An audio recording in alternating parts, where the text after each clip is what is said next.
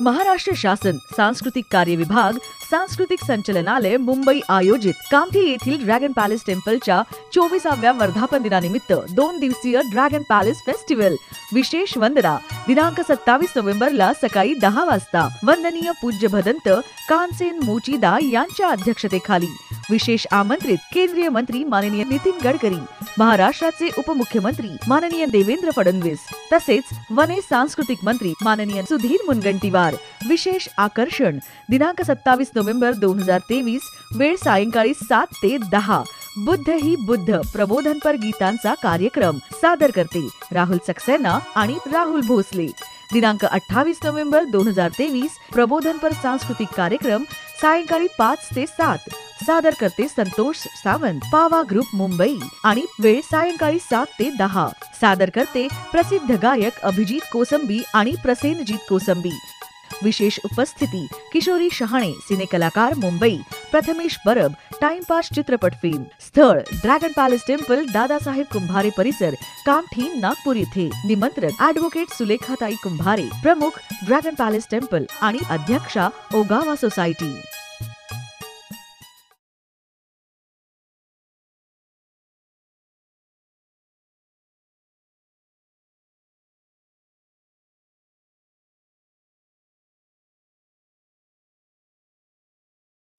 नमस्कार, मी दिनेश घरडे मिशन महाराष्ट्र न्यूजमध्ये आपले स्वागत आहे।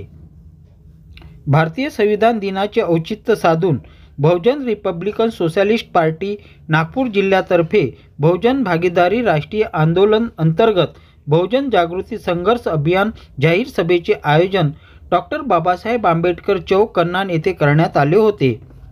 या कार्यक्रमाला बहुजन रिपब्लिकन सोशलिस्ट पार्टीचे संस्थापक अध्यक्ष व राष्ट्रीय अध्यक्ष ॲडव्होकेट डॉक्टर सुरेश माने अध्यक्ष म्हणून उपस्थित होते, तर प्रमुख मार्गदर्शक म्हणून BRSPचे राष्ट्रीय उपाध्यक्ष रमेश पाटील, विदर्भ प्रदेशाध्यक्ष विशेष फुटाणे, विदर्भ प्रदेश महासचिव संजय मगर, विदर्भ महिला संयोजिका विश्रांती झांबरे, जिल्हा परिषदेच्या माजी अध्यक्षा रश्मी बर्वे, विदर्भ महिला सहसंयोजिका पूनम घानोरडमोडे, विदर्भ महासचिव भास्कर बॉम्बोर्डे, विदर्भ उपाध्यक्ष CT बोरकर, विदर्भ सचिव पंजाबराव मेश्राम, विदर्भ सहसचिव HD डोंगरे, SS मेश्राम, जिल्हाध्यक्ष विनोद रंगारी, नवनिर्वाचित ग्रामपंचायत सदस्य कृपासागर भोवते, प्रदेश महासचिव शांताराम जडते उपस्थित होते। प्रारंभी ॲडव्होकेट डॉक्टर सुरेश माने यांनी डॉक्टर बाबासाहेब आंबेडकर यांच्या पुतळ्याला माल्यार्पण करून अभिवादन केले। यावेळी जागर संविधानाच्या शाहिरी जलसा शाहीर अरुण सहारे व गायिका छाया मनोहर यांच्या गीत गायनाचा कार्यक्रम घेण्यात आला। ॲडव्होकेट डॉक्टर सुरेश माने यांच्या हस्ते कन्नान येथे कन्नान रामटेक लोकसभा मतदारसंघाच्या केंद्रीय कार्यालयाचे उद्घाटन करण्यात आले। यावेळी उपस्थित मान्यवरांनी संविधान दिनाच्या निमित्ताने आपले विचार व्यक्त केले। कार्यक्रमाचे प्रास्ताविक शांताराम जडते यांनी केले। कार्यक्रमाला अनेक पदाधिकारी कार्यकर्ते नागरिक मोठ्या संख्येने उपस्थित होते। आपले गुरु मानले ज्यांनी या देशात समता दिली, करुणा दिली, मैत्री दिली, या जगाला दिली, असे तथागत भगवान गौतम बुद्धांना बाबासाहेबांनी आपलं गुरु मानलं। ज्या संत कबीरांनी सांगितलं पत्थर पूजे हरी मिले मैं पूजू पहाड़, कि पत्थर पूजे हरी मिले मैं पूजू पहाड़, और उससे तो दो चाकी बनी किसका सारा संसार। उसे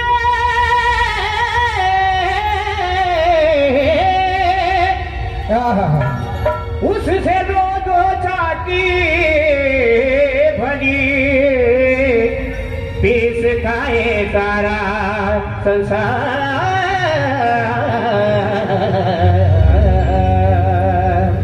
आणि तिसरा गुरु माळी समाजात जन्माला आलेले या भारतातल्या सर्व स्त्रियांचे उद्धारक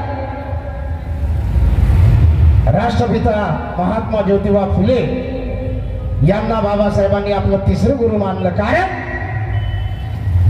की ज्योतिबा फुले म्हणतात विद्येविना मती गेली, मतीविना नीती गेली, नीतीविना वित्त गेले, वित्त विना शूद्र खचले। शूद्र म्हणजे नुसते बौद्धच नाही तर शूद्र म्हणजे ब्राह्मणांनी त्यातल्या त्यांच्या चातुर्वर्ण व्यवस्थेत तेली माळी कुंडी लोहार सुतार धनगर धोबी यांना शूद्र म्हणून त्याच्यात टाकलं।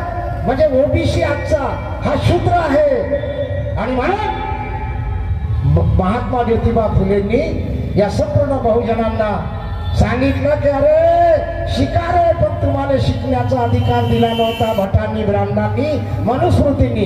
आणि म्हणून ज्योतिबा फुलेंनी सांगितलं बहुजनांना विद्येविना मती गेली, मतीविना नीती गेली, नीतीविना वित्त गेले, विद्येविना शूद्र खचले।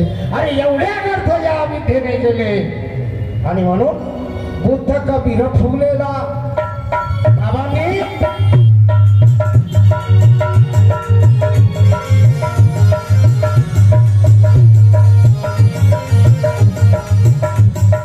बुद्ध कबीर फुलेला गुरु मानले, गुरु मानले, गुरु मानले।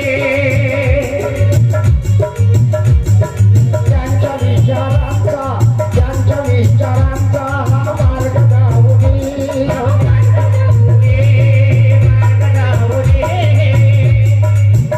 आणि म्हणून यकीनन भिन्न होते तो या आझादी।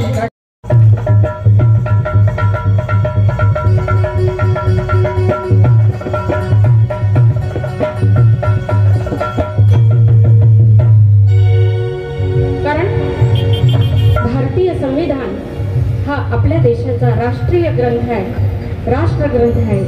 या देशात अनेक ग्रंथ आहेत, परंतु ज्या संविधानाने आपल्या देशाचा राज्यकारभार चालतो आणि त्या संविधानाने सर्वांना समता, स्वातंत्र्य आणि बंधुता या तिन्ही सूत्रांमध्ये बांधून ठेवलं, अशा संविधानकर्त्याला आमचा मानाचा मुजरा करून आजचं गीत सादर करते आहे।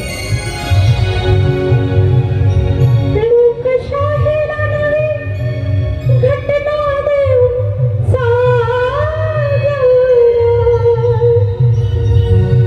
लोकशाहीला नवी घटना देऊन साजवलं,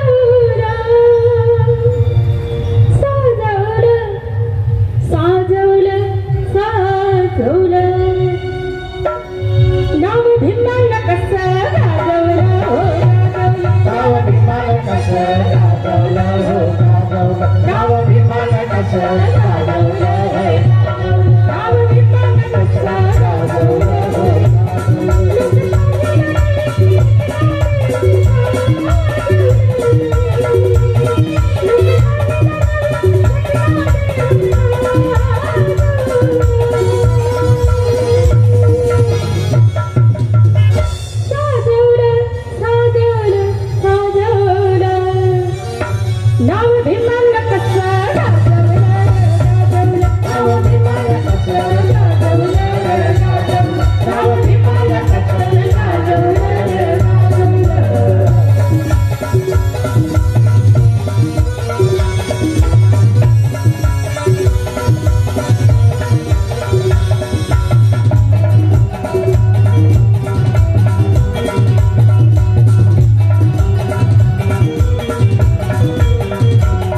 संघ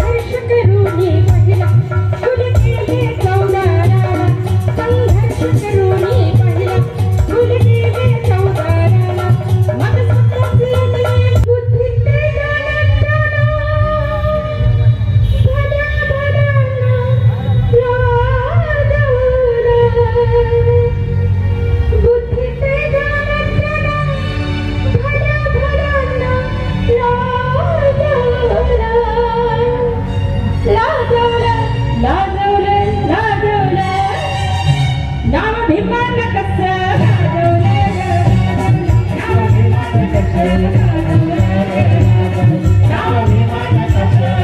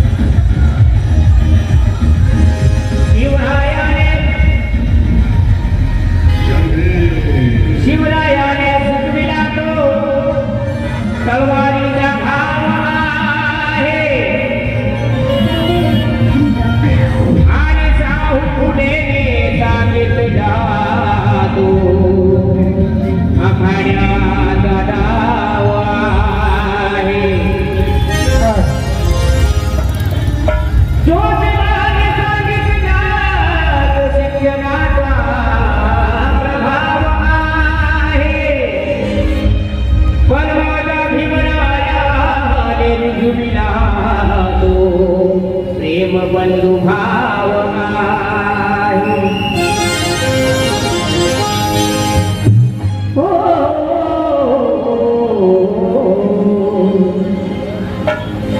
तो दोन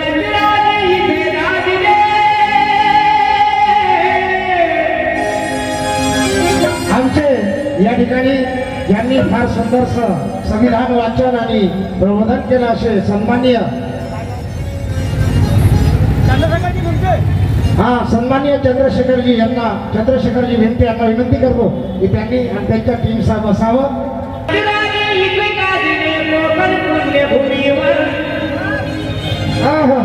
या मोकण पुण्यभूमीवर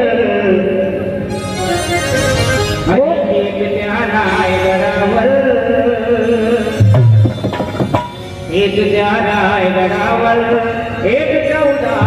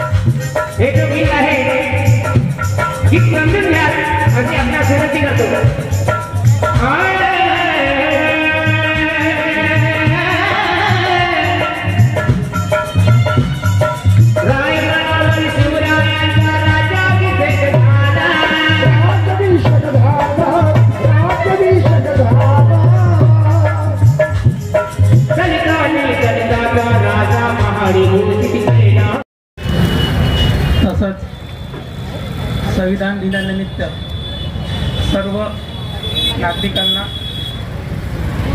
आजच्या या संविधान दिनाच्या शुभेच्छा देतो.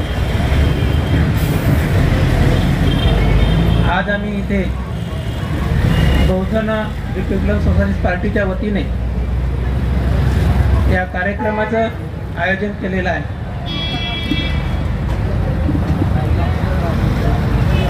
हा कार्यक्रम आदरणीय आमचे राष्ट्रीय अध्यक्ष सुरेश माने सरांनी जो 5 महिन्याचा कार्यक्रम तयार केलेला आहे आणि त्याची सुरुवात कालपासून झालेली आहे. त्याचाच एक भाग म्हणून काल ब्रह्मपुरीला कार्यक्रम झाला. 2 कार्यक्रम सकाळी नागपूरला झाले आणि हा माने सरांचा 3रा कार्यक्रम आपल्या कल्याणमध्ये होत आहे आणि लगेचच सायंकाळीला 6 वाजता भंडाऱ्याला कार्यक्रम होणार आहे. तर या कार्यक्रमाच्याच औचित्याने आपण इथे जमलेलो आहोत. BRSPची भूमिका आणि संकल्पना बहुतेक सगळ्यांना माहिती आहे. कन्हानमधील हा 4था कार्यक्रम BRSPचा आहे आणि ज्या वेळेला BRSPचा जन्म होण्याच्या आधी महाराष्ट्रातला पहिला कार्यक्रम कन्हानमध्ये झालेला होता आणि महाराष्ट्रातले पहिले 1 लाख रुपये आम्ही कन्हान रामटेक विधानसभेच्या क्षेत्रातून जमा करून फुलेशाह बाबासाहेबांचं मिशन यशस्वी होण्यासाठी आम्ही ती गोळा करून दिले होते आणि तो सन्मान आमच्या नावाने रेकॉर्ड झालेला आहे.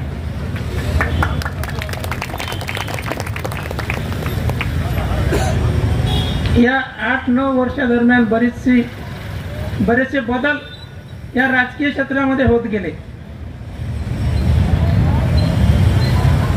बऱ्याच वेळा मी स्वतः असं सांगतो, आता एवढी वेळ नाही आपल्याला सांगायला, मी स्टेजच्या मागं राहायचं किंवा शेवटी बसायचं आणि स्टेजच्या मागं राहून फुलेशाह बाबासाहेबांचं मिशन चालवण्याचं काम करत होतो. आज जेव्हा माने साहेबांच्या पक्षात प्रवेश केला आणि माने साहेबांनी मला महासचिव बनवलं तेव्हा माझी जबाबदारी अधिकच वाढली. या कार्यक्रमाच्या नियोजनाची थोडीशी गंमत सांगतो, जास्त प्रस्ताव करणार नाही. आणि तुम्हाला वाटत असेल की एवढे इथे जमलेले लोक आहे, परंतु एवढ्या लोकांची भाषणं सुद्धा होणार नाही, मोजकीच भाषणं होणार आहे, म्हणून कोणी उठून जाऊ नका मी विनंती करतो. कारण की माने साहेबांना राईट टाइम, जसा आजचा कार्यक्रम राईट टाइम सुरू झाला तसंच आम्हाला भंडाऱ्याचा कार्यक्रम राईट टाइम सुरू करायचा आहे, म्हणून कार्यक्रम संपेपर्यंत कोणी जाऊ नका असं मी आवाहन करतो. तर या कार्यक्रमाच्या नियोजनाविषयी जबाबदारी माने साहेबांनी आमच्यावरती टाकली आणि ज्या वेळेला जबाबदारी टाकली त्यावेळेला माने साहेबांनी मला जे पद दिलं त्या पदाकडे पाहिलं आणि मी घाबरून गेलो. म्हटलं एवढं मोठं पद दिलं काय करायचं. आमचे जे काही सवंगडी होते ते सवंगडी आमच्या जवळ नव्हते. म्हटलं काय करायचं. 3-4 तालुक्यांमध्ये 3-4 विधानसभांमध्ये विचारलं, साहेब तुम्ही कार्यक्रम घेता कोणीच नाही म्हटलं. पण मी म्हटलं की आज संविधान दिवस आहे आणि माने साहेबांनी आम्हाला कन्हानवासियांना हा दिवस दिलेला आहे, कोणत्याही परिस्थितीमध्ये हा कार्यक्रम करायचा म्हणजे करायचा. आजच्या या कार्यक्रमाच्या नियोजनासाठी प्रत्यक्ष अप्रत्यक्षपणे बहुजन विचारातील अनेक पक्षातील कार्यकर्त्यांनी माझ्या सवंगड्यांनी मदत केली आणि त्यामध्ये विशेष उल्लेख करावा लागेल. काही लोकांनी म्हटलं की सर बोले तुम हमारा नाम मत लो, अंदरचे समर्थन आहे. मनात म्हटलं असं अंदरचे समर्थन राहू द्या आणि नक्कीच आम्ही राजकीय परिवर्तन करू. परंतु एक आग्रह आणि माफी मागून सांगतो की एक नाव मला घ्यावं असं वाटते की चंद्रशेखरजी भिमटे यांनी इथे खूप मोठा कार्यक्रम आयोजित केला होता आणि त्यांना मी सांगितलं की म्हटलं चंद्रशेखरजी आमच्या माने साहेबांचा कार्यक्रम आम्ही आयोजित केलेला आहे. तर त्यांनी आज सायंकाळचा कार्यक्रम माने साहेब येणार आहे म्हणून रद्द केला. त्यांच्यासाठी आपण टाळा होऊ द्यायला पाहिजे. कार्यक्रमाचं तारीख घेऊन आणि माझ्यासमोर त्यांनी ते तारीख रद्द केली. त्याबद्दल मोठ्या अंतःकरणाने मी पक्षातर्फे त्यांचं आभार मानतो, अभिनंदन करतो. आता नियोजनामध्ये मी बऱ्याच वेळेला मराठा सेवा संघ संभाजी ब्रिगेडचं नियोजन करत होतो. नियोजनामध्ये माझं खूप कडक काम असते. एकटं असं तरी चालेल. मी प्रत्येक ग्रुपला मेसेज केले, प्रत्येकाला, काही लोकांना पर्सनल मेसेज केले की नियोजनासाठी या. आजचे नियोजन काल रात्री तयार केलं, कारण की वेळ कमी होता. तर या नियोजनानुसार आजच्या कार्यक्रमाची आखणी आम्ही केलेली आहे. बऱ्याच लोकांना पॅम्पलेट पोहोचवलेलं आहे आणि आमचं जे भागीदारी आंदोलन आहे आणि बहुजन जागृती संघर्ष हे सातत्याने 5 महिन्यापर्यंत चालणार आहे. शेवटी जाता जाता बऱ्याचशा लोकांना मी आवाहन करतो की आता कुठंतरी आपण एक झालं पाहिजे. जसं आम्हाला या कार्यक्रमासाठी मदत केली त्याचप्रमाणे राजकीय दृष्ट्याही आपण एकमेकाला मदत केली पाहिजे, तरच फुले साहेबाबाच्या विचारांची सत्ता येईल. नाहीतर पुन्हा मनुवादी आपल्या डोक्यात बसतील असं मी स्पष्टपणे सांगतो. आणि परत एकदा आवाहन करतो माझ्या सवंगड्यांना की जे गेले असतील दूर त्यांनी पुन्हा जवळ या, पुन्हा जवळ या. जय फुले, जय जय जय फुले. बंधूंनो, आज 26 नोव्हेंबर आणि 26 नोव्हेंबर 1949 साली परमपूज्य डॉक्टर बाबासाहेब आंबेडकर यांनी संविधान हे भारत सारख्या मोठ्या राष्ट्राला प्रदान केलं. आता थोर आपल्या मोठ्या नेत्यांनी बहुजन समाजावर होणारा अन्याय आणि सातत्याने मागच्या 75 वर्षापासनं ज्या समाजाला समता, न्याय, बंधुता हे स्पष्टपणे बहुजन समाजाला मिळावं, माझा समाज हा समाजामध्ये आदराने, सन्मानाने आणि ताठ मानेने समाजामध्ये माणसासारखं जीवन जगावं असं परमपूज्य डॉक्टर बाबासाहेब आंबेडकर यांनी आपल्या घटनेमध्ये नमूद केलं. पण त्या संविधानाला कुठेतरी आजच्या परिस्थितीमध्ये तुडविण्याची संधी काही आजचं हे सरकार सोडत नाही असं म्हणायला मला कुठेही क्षणभर मला कमीपणा वाटणार नाही. आपल्या सर्वांना सांगू इच्छिते, मानेसाहेब बहुतेक आपल्याला माहित असेल, आपण सख्या महाराष्ट्राचे आणि देशामध्ये आपण दौरे करता. 2017 मध्ये जंतर मंतर सारख्या याच्यामध्ये दिल्लीला भारताचं संविधान याच भारतीय समाजाच्या काही नेत्यांनी पायाखाली तुडवलं, त्याला पेटवलं. पण कुठेही पेपरमध्ये, मीडियामध्ये, वृत्तपत्रामध्ये किंवा कुठल्याही प्रसार माध्यमातून कुठल्याही प्रकारची बातमी, कुठल्याही प्रकारची वार्ता देशामध्ये पसरली नाही. ही फार मोठी शोकांतिका आहे. आज ज्या संविधानाच्या भरवशावर आपण समाजामध्ये ताठ मानेने जगण्यासाठी आपण कुठेतरी प्रयत्न करतोय, तोच संविधान कुठेतरी बळकवण्याचा आणि त्या संविधानाला हिरावून फक्त उच्च समाजातील लोकांनी या देशावर राज्य करण्याचा प्रयत्न आजच्या सरकारच्या माध्यमातून सुरू आहे. मी आपलं मनापासून आभार मानते आणि आपल्याला अभिनंदन सुद्धा करते की आजच्या प्रयत्नाने ह्या बहुजन समाजाला एक जनजागृती आंदोलन जे आपण सुरुवात केलेली आहे, आपल्या समस्त टीम कडनं, माझ्या आणि माझ्या गावच्या समस्त नागरिकांकडनं आपल्याला शुभेच्छा देते आणि सोबतच आपल्याला एक विनंती करते की जिथे जिथे आपल्याला आमची गरज पडेल तिथे तिथे आम्ही आमच्या खांद्याला खांदा देऊन नक्कीच उभं राहू. भारताचं संविधान म्हणजे काय तर पुरुष आणि स्त्रिया यांच्यामध्ये समानता करून आपल्याला एक मतदान करण्याचा हक्क परमपूज्य डॉक्टर बाबासाहेब आंबेडकरांनी दिला. डॉक्टर बाबासाहेब आंबेडकर म्हणतात, शिका, संघटित व्हा. जर समाज शिकला तर समाज हा जगायला शिकेल. पण आजची परिस्थिती अशी आहे, जिल्हा परिषदेच्या शाळेची जर आपण परिस्थिती बघितली तर आपल्याला सगळ्यांना माहित असेल, वृत्तपत्रांमधनं, पेपरमधनं आणि मीडियामधनं आपल्या सर्वांना वारंवार या कल्पना येत असेल की आता साहेब सरकारचं नवीन धोरण असं आहे की जे रिटायर्ड झालेले शिक्षक आहे त्या रिटायर्ड झालेल्या शिक्षकांना पुन्हा जॉईन करा. म्हणजे 58 वर्षानंतर एखादी शिक्षक रिटायर्ड झाला तर त्याला पुन्हा जॉईन करा.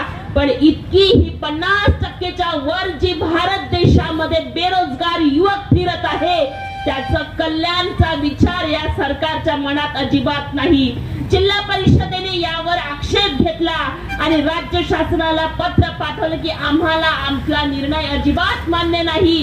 जो युवक वर्ग या गावागावामध्ये बेरोजगार, सुशिक्षित बेरोजगार आहे, तर रिटायरमेंट शिक्षकांऐवजी त्या बेरोजगाराला स्वयंसेवक म्हणून मानधनासाठी आपण घोषित करा, तर आपल्याला आमचा निर्णय आपल्याला मान्य राहील. अशा प्रकारचं ठणठणीत पत्र आपण जिल्हा परिषदेच्या माध्यमातून सरकारला पाठवलं, पण सरकारचं कुठेही या पत्रावर उत्तर आलेलं नाही.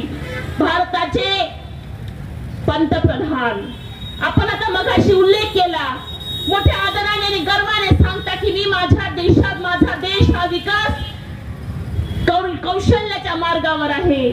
भारत ही तिसरी महाशक्ती म्हणून 2014 पूर्वी ओळखल्या जात होतो, पण आज ही तिसरी महाशक्ती कुठे लोप पावत आहे याचा काही ठाव ठिकाणा लागत नाही. 80 कोटी भारतीयांना मोफत राशन वाटते, म्हणजे आपल्याला जाणीव करून देते की तुम्ही आमच्या पायाखाली दबलेले आहात, तुम्ही आमचे गुलाम आहात, म्हणून आम्ही तुम्हाला भीक देतो. हे 80 कोटी लोक आम्हाला मोफत धान्य देते आणि आपण ते मुकाट्याने घेतो सुद्धा. ही फार मोठी शोकांतिका आहे. मित्रांनो, बोलण्यासारखं भरपूर आहे आणि आज आपल्या कार्यक्रमामध्ये मला फुलाची पाकळी म्हणून आपल्यामध्ये मला सहभागी केलं, यासाठी मला खूप मला एक भाग्य माझं आहे असं मला वाटते. आपल्या सर्वांसमोर मला माझे विचार व्यक्त करायला संधी दिली, त्यासाठी आयोजक टीमचं सुद्धा मी खूप मनापासून आभार मानते. संविधान दिनाच्या माझ्या सर्व बांधवांना, महिलांना खूप मनापासून शुभेच्छा देते. परमपूज्य डॉक्टर बाबासाहेब आंबेडकरांनी आपल्याला एकच संदेश दिला की जोपर्यंत दलित समाजाचा युवक, जोपर्यंत दलित समाजाचा पोर हे समोर शिक्षणासाठी प्रेरित होत नाही, तर समाज काही आपल्या अंधारातून बाहेर निघत नाही.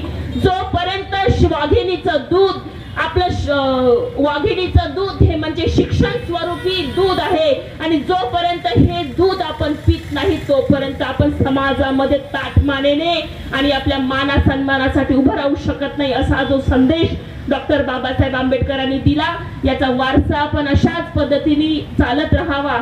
आणि मला असं वाटतं की आज बहुजन समाज इतर समाजापेक्षा एकत्र येतो, संघटित होतो.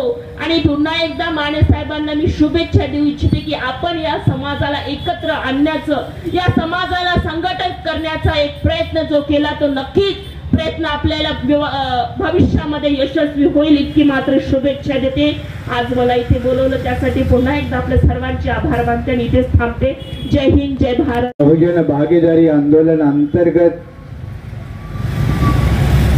आयोजित इस जनसभा में जिनके अभी तक आप लोगों ने विचार सुने,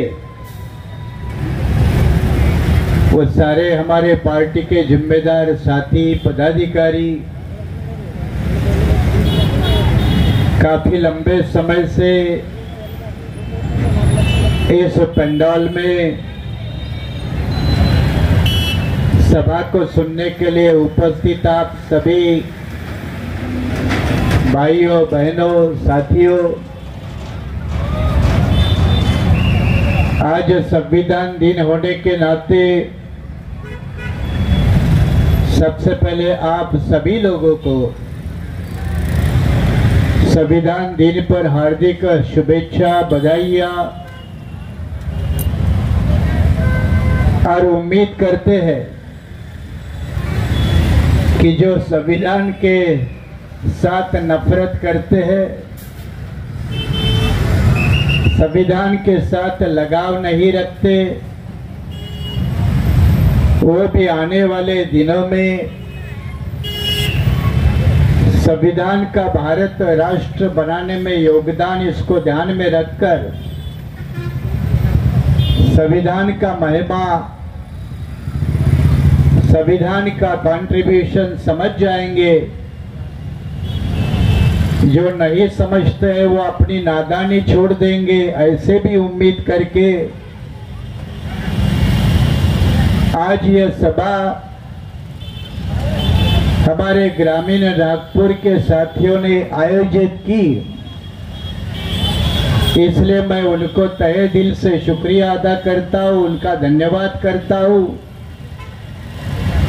और आप सभी लोग भी काफी लंबे से सुन रहे हैं, इसलिए आप लोगों का भी मैं धन्यवाद अदा करता हूँ। दो चार प्रमुख मुद्दे आपके सामने रखना चाहूँगा, ताकि शाम को भी मुझे भंडारा की सभा के लिए पहुँचना है, और इसलिए ज़्यादा जो बातें आप लोगों को पता है उनका जिक्र ना करते हुए, जो बातें पता नहीं है, जो बातों का एहसास कराना जरूरी है, उन बातों को ही मैं आप लोगों के सामने रखूंगा। आज देश के कोने कोने में आप सुनते हैं, लगभग हर विचार मंच पर, हर प्लेटफॉर्म पर यह आवाज जो सुनाई देती है कि भारत का संविधान खतरे में है। जब कई लोग कहते हैं कि भारत का संविधान खतरे में है, तो जिस संविधान सभा ने राजेंद्र प्रसाद डॉक्टर बाबा साहब अम्बेडकर की लीडरशिप में 2 साल 11 महीने 18 दिन का नेशनल एनर्जी का इस्तेमाल करते हुए जो आजादी के बाद का भारत किस तरह से होगा, इसका दिशा निर्देशन दिया, इसका फाउंडेशन बनाया, इसका देश के सामने एक प्लान रखा। तो वो क्या प्लान आज नजर आता है, ये भी सवाल हमारे सामने आज के संविधान दिन के मौके पर होना चाहिए। लेकिन आमतौर पर हम लोग संविधान दिन को भी एक फेस्टिवल में कन्वर्ट कर रहे हैं। संविधान दिन ये कोई फेस्टिवल नहीं है, ये कोई आम लेवल का जैसे उत्साह होता है, सन होता है या बैल पोला होता है, उस तरह का फेस्टिवल में आप भी संविधान दिन को भी शामिल करोगे तो ये संविधान का मान होगा, सम्मान होगा या अपमान होगा, ये बात मैं आपके ऊपर छोड़ देता हूं। लेकिन आजकल हमारे यहाँ लोग करते क्या है, तो संविधान दिन के ऊपर प्रोसेशन होगा, बड़ी रैली होगी, कोई पदयात्रा करेगा, कोई साइकिल यात्रा करेगा, 4 व्हीलर यात्रा करेगा, अलग अलग कार्यक्रम। कोई गायक होता है वो अपना कार्यक्रम करता है, कोई सिंगर होता है वो अपना परफॉर्मेंस करता है, और संविधान के गरिमा को, उसके जश्न को मनाता है। लेकिन क्या इससे खतरे में पड़ा हुआ संविधान बचेगा? क्या इन सारे कारनामों से संविधान बचेगा? क्या इन तमाम बातों से सही संविधान का अमल होगा? और उसका जवाब ना के बराबर है। ये मैं नहीं कहता कि मत करिए। साधारण आदमी जो ऊंचे लेवल का तबका समझ नहीं सकता, वो बेचारा छोटे छोटे माध्यम से अपने आप में जश्न मनाने के तौर तरीके ढूंढता है, उसको करना भी चाहिए। लेकिन जब आजकल आप सारे जगह से सुनते हो, कहते हो कि संविधान खतरे में है, तो संविधान बचेगा क्या इससे? संविधान बचेगा नहीं, संविधान की गरिमा नहीं बचेगी। और संविधान के गरिमा को, संविधान को खतरा किससे है भाई? किससे है ये भी तो स्पष्ट रूप से सामने आना चाहिए। किसके माध्यम से खतरा है? संविधान विरोधी ताकतों के माध्यम से खतरा है। कौन है वो ताकतें? ये भी साफ सुथरा होना चाहिए। कौन है वो लोग? कौन है वो विचारधारा? कौन है वो राजनीतिक दल? क्या इसका खुलासा किए बगैर उनके भी साथ मेल मिलाप करके आप चलते रहोगे और कहोगे हमारा संविधान खतरे में है? तो ये भी ठीक नहीं होगा। ये भी एक तरह से दुश्मनों का साथ देने वाला काम ही होगा। और यही काम करके फिर बाबा साहब के नारे लगाना, भारतीय संविधान अमर हो, इस तरह की बातें करना, ये बिल्कुल असमंजस की स्थिति है। ये अवस्था है। इस अवस्था से कोई बदलाव नहीं आता। और इसीलिए identify the enemy, target the enemy, ये क्लियर कट लेवल पे होना चाहिए। बहुत से लोग ये क्लियर कट नहीं करते, साफ साफ लोगों के समझ वाली भाषा का इस्तेमाल करके नहीं बताते। कम से कम ये तो 26 नवंबर के दिन लोगों को समझाए, 26 जनवरी के दिन समझाए कि क्या मकसद था संविधान कर्ताओं का ये संविधान देने के पीछे, ये लिखने के पीछे, जिसको दुनिया में एक बेहतरीन संविधान माना जाता है, जिस संविधान के लिखावट के लिए विश्व की मशहूर यूनिवर्सिटी अमेरिका की, जिस यूनिवर्सिटी ने बाबा साहब को डिलीट नाम की पदवी देकर उनका सम्मान किया था, तो उसकी कोई ना कोई वजह होगी। दुनिया में आज भी कई लीगल स्कॉलर, कितने भी बड़े बड़े संविधान के जानकार, ये जब कहते हैं कि India constitution is the finest constitution in the world, दुनिया में सबसे बेहतरीन है, तो भाई वो खतरे में क्यों है? और अगर खतरे में है तो मैंने कहा ना, खतरा कौन डालता है? खतरा कौन डालता है? तो उसके पीछे थोड़ा भी चले जाए तो जिनको इस देश में साधारण आदमी दूसरे आदमी के साथ बराबर बैठेगा ये पसंद नहीं था, उनके मानसिकता में आज भी कोई बदलाव नहीं आया, वो लोगों से खतरा है। उन लोगों के पार्टियों से खतरा है, उन लोगों के नेताओं से खतरा है। कौन है वो लोग? जो लोग आज भी ओबीसी की जनगणना करने के लिए ना कहते हैं, आज तक भी उन्होंने नकार दिया है। अभी अभी नए माहौल में कहते हैं कि हम सोच विचार करेंगे, अब नए माहौल में कहते हैं कि सोच विचार करेंगे, लेकिन किसी भी समाज के उन्नति और विकास के लिए वो समाज कितना है, उसकी लोक संख्या कितनी है, उसकी सोशो इकोनॉमिक कंडीशन क्या है, इसका सर्वे किया बगैर कोई प्लान इकोनॉमी नहीं बनती, कोई सरकार का नियोजन नहीं बनता। ये मालूम होने के बावजूद भी ओबीसी जन